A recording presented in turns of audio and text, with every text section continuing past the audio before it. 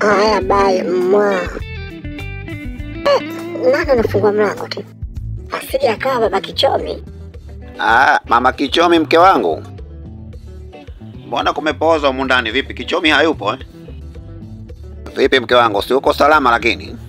Namshukuru Mwenyezi Mungu niko salama. Sasa nimekuletea hizi pesa, lipia kingamuzi haraka kabla hakijakatwa. Najua Simba kesho anacheza. Asante sana baba Kichomi. Baba Kichomi, unasahau taulo? Yaani hapa namuwaza Mpanzo tu alivyokosa lile goli. Hapa sasa moyo kidogo umetulia.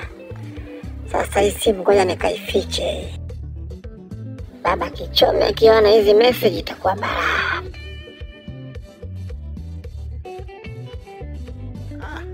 Mke wangu mama Kichomi huyo. Huyo anaenda kabatini kwangu. Wewe unataka nini? Mimi sinachukua singlende yangu. Si hapa singlende yangu hii. Wewe vipi? Na hata jezi yangu ya Simba iko humo humo. Yaani leo ningefunga.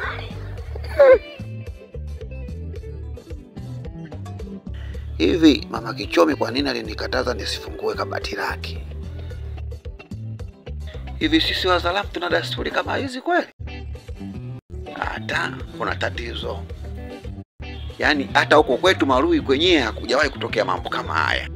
Huyo kuna kitu huko kaficha nini? Aha, simu yake. Kumbe alikuwa na chati na Mustamishi wa Morogoro. Baby leo njoo tena, huyu bwege hayupo.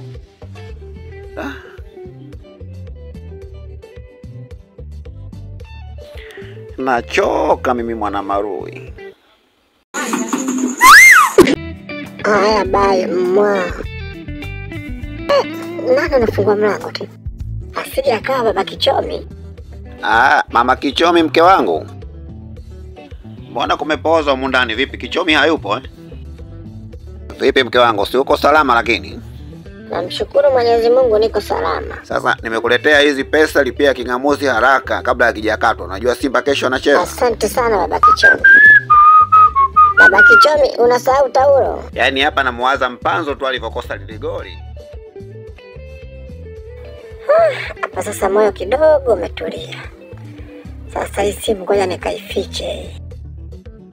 Baba Kichomi akiona hizi message itakuwa balaa.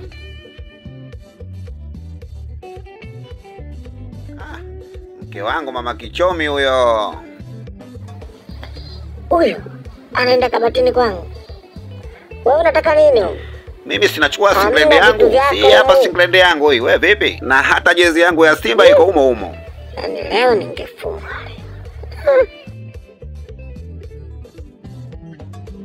Hivi mama Kichomi kwa nini